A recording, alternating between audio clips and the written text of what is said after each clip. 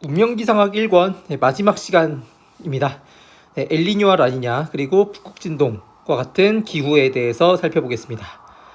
먼저 엘니뇨와 라니냐를 따질 때에는 이렇게 적도 태평양 부근을 생각하게 되는데요. 평상시 열대 태평양은 어떻게 되냐 하면 우리가 북동무역풍이 이렇게 불물 우리가 배웠죠. 그래서 이러한 바람 때문에 해류도 이런 식으로 적도 부근에서 불게 됩니다.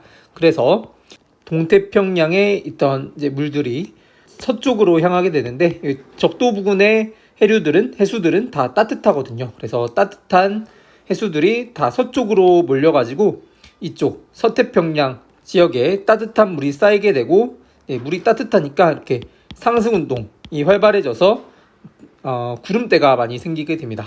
그리고 이 지역 열대 서태평양 지역은 지구상에서 가장 따뜻한 물이 있는 지역으로서 웜풀이라고도 부릅니다. 표층 해수가 서쪽으로 가게 되면 이쪽은 물이 적어지기 때문에 아래로부터 찬 물이 상승하게 됩니다. 이를 용승이라고 하고요. 그래서 동태평양 지역은 하강기류가 만들어지게 됩니다. 그래서 워커순환이라고 있는데요. 적도 서태평양 지역에서 상승해서 동쪽을 향하고 동태평양 지역에서 하강하는 이러한 순환을 워커순환이라고 하고요. 워커순환은 서태평양에서 발생하는 대류의 습기 공급원이라는 표현이 홀튼 대기업학 책에 있습니다. 여기서 서태평양을 동태평양으로 바꿔가지고 실급에서 한번 출제가 된 바가 있거든요. 그래서 이 문장을 한번 넣어봤고요. 그리고 에크만 수송에 의해서도 용승이 되는 측면도 있습니다. 북반구에서는 오른쪽 90도 방향으로 전향력이 있게 되는데요. 그래서 표층 바람에 오른쪽 90도 방향으로 전향력이 불게 되고 이 성분과 이 성분의 합력인 이쪽 방향으로 표층 바람이 불게 되고요. 수심에 따라서 마찰력이 작아지기 때문에 점차 해수가 흐르는 방향이 달라지게 됩니다.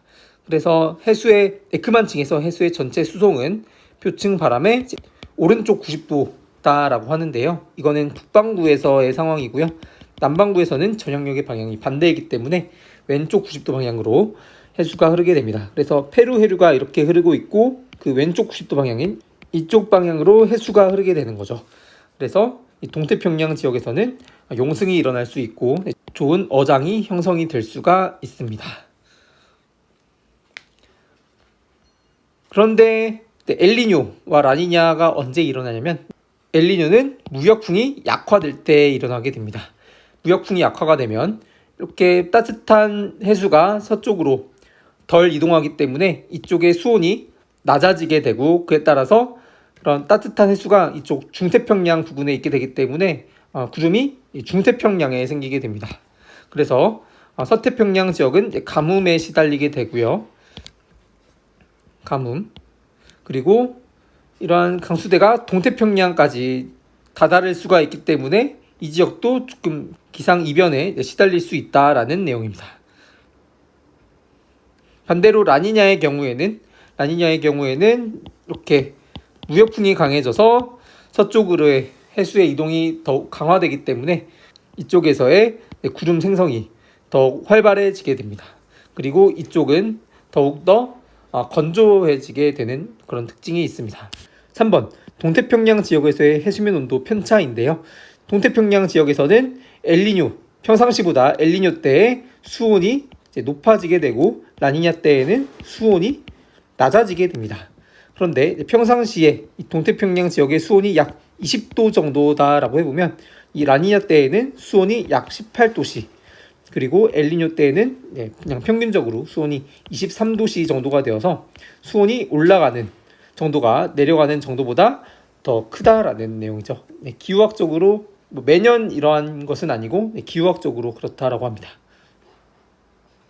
다음 수온 약층이 나타나기 시작하는 높이가 있는데요. 이렇게 수온 약층이 나타나기 시작하는 깊이가 라니냐 때에는 이렇게 용승에 의해서 더 높아지고 엘니뇨 때에는 용승이 덜 되기 때문에 수온 약층이 나타나기 시작하는 높이가 낮아지게 됩니다.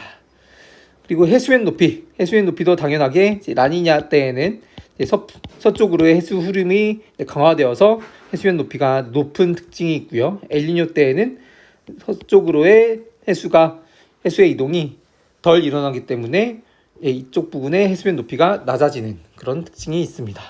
그리고 혼합층, 수온약층, 심해층 이런 얘기가 나오는데요. 수온약층의 경우에는 이런 식으로 수온이 수심에 따라서 급격하게 변화하는 그런 층을 뜻하고, 그리고 혼합층의 경우에는 해수의 혼합이 연직으로 잘 일어나서 수온이 비교적 일정한 그런 특징이 있고, 심해층에서도 비교적 수심에 따라서 온도가 일정한 그런 특징을 갖는 해수의 층으로 정의가 됩니다. 계속 이어서 보면 남방진동이라는 얘기가 있는데요. 남방진동, 타히티와 다윈의 해면 기압 차이가 특정 주기로 양과 음을 반복한다라는 겁니다. 그래서 남방진동 지수란 타히티에서 다윈에서의 해면 기압 차이를 뺀 것으로 정의가 됩니다. P 타히티에서 P 다윈. 이쪽에 저기압이 생기게 되면, 저기압이 생기게 되어서 구름이 생성이 되면 기압이 낮아지는 상황인데요. 중태평양의 기압이 낮아지는 상황은 엘니뇨 때입니다. 왜냐하면 따뜻한 해수가 이쪽에 많이 있기 때문에 여기서 상승운동이 활발해져서 이쪽 중태평양의 해면 기압이 낮아질 수가 있고요. 그래서 엘니뇨 때에는 이러한 남방진동 지수가 음수가 됩니다. 그리고 반대로 라니냐 때에는 이쪽에 더욱더 강한 저기압이 형성이 될 수가 있기 때문에 기압이 낮아져서, 다인에서의 기압이 낮아져서 남방진동 지수가 양수가 될 수가 있습니다. 그래서 남방진동 지수는 엘니뇨 때 음이고 라니냐 때 양수다라고 합니다. 그리고 이렇게 해면 기압의 차이가 나타나는 것은 엘니뇨와 라니냐 등 바다에서 일어나는 현상에 의해서 나타나는 것이기 때문에 대기와 해양의 상호작용의 예가 될 수가 있고요. 엘니뇨와 라니냐에서 비롯되므로 엘니뇨 사우선 오실레이션 해가지고 엘니뇨 남방진동이라고도 합니다. 니노 3.4와 엘니뇨 라니냐 판단 기준인데요. 기상청에서는 엘니뇨 라니냐 감시구역 이렇게 표시된 곳을 니노 3.4라고 해서 이쪽 지역의 해수면 온도를 탐지함으로써 엘니뇨와 라니냐를 판단하는데요. 이쪽 지역의 평균 해수면 온도가 3개월 이동평균한 해수면 온도 편차가 0.5도씨 이상이 5개월 이상 지속될 때 그 첫 달을 엘니뇨의 시작으로 본다라고 하는데요. 3개월 이동평균한 해수면 온도라고 함은 가령 5, 6, 7, 8월에 5월의 기후평균 해수면 온도가 25, 26, 27, 28도라고 해봅시다. 그러면 그리고 관측된 해수면 온도는 26, 27, 28, 29라고 해볼까요? 그러면 7월 달에 3개월 이동평균한 해수면 온도는 이것이 되어서 27도씨가 되고요. 27도씨가 되고 이때의 평균적인 온도는 26도, 3개월 이동평균한 해수면 온도가 26도이기 때문에 이때는 해수면 온도 편차가 플러스 1.0도씨가 되는 거죠. 그래서 이 경우에는 이러한 현상이 5개월 이상 지속될 때, 그러니까 7월부터 쭉 8, 9, 10, 11까지 지속이 될 때 그 첫 달 7월을 엘니뇨의 시작으로 본다라는 내용입니다. 기상직에서는 이런 기준이 시험에 나온 바가 있어가지고 꼭 외워두시기 바라고요. 원격상관, 우리나라의 영향인데요. 이런 열대태평양에서 엘니뇨와 라니냐가 나타나는 거죠. 그런데 엘니뇨와 라니냐는 전 지구적으로 영향을 미치게 됩니다. 이렇게 어떤 지역의 현상과 그 지역과 멀리 떨어진 지역에서 나타나는 현상이 서로 연관된다라고 함을 원격상관이다라고 합니다. 그래서 엘니뇨와 라니냐가 우리나라에도 영향을 미칠 수가 있는데요. 여름철에는 엘니뇨 및 라니냐와 우리나라 기온과 강수량과의 상관관계가 명확하지 않다라고 하는데요. 겨울철에는 엘니뇨 일대에 우리나라의 기온이 좀 상승하는 특징이 있고 강수량이 증가하는 경향성이 있다라고 합니다. 이 내용도 기상직 시험에 한번 나온 바가 있죠, 최근에. MJO인데요. 조금 엘니뇨와 라니냐와는 구별되는 현상입니다. MJO, 인도양에서 발생한, 이렇게 인도양에서 발생한 대류 시스템이 서태평양에서 중태평양으로 이렇게 동쪽으로 이동하는 현상인데요. 이 시스템은 약 5에서 10m/s로 동쪽으로 이동한다라고 하고요. 이렇게 구름이 발생해서 동쪽으로 이동하고 다시 구름이 발생하는 그러한 주기가 30일에서 90일 정도 된다라고 합니다. MJO는 태풍의 발달에 영향을 미칠 수가 있어가지고 이러한 상승기류가 이쪽에 존재한다면 상승기류가 활발해져서 태풍의 발생도 이쪽 북서태평양 지역에서 더 활발해질 수가 있겠고요. 지금 그림에서의 상황에서는 서태평양 지역에서 하강운동이 있기 때문에 이때는 태풍의 발생이 북서태평양에서의 태풍의 발생이 조금 억제될 수 있는 상황이 되겠습니다. 네, 마지막으로 북극진동에 대한 내용인데요.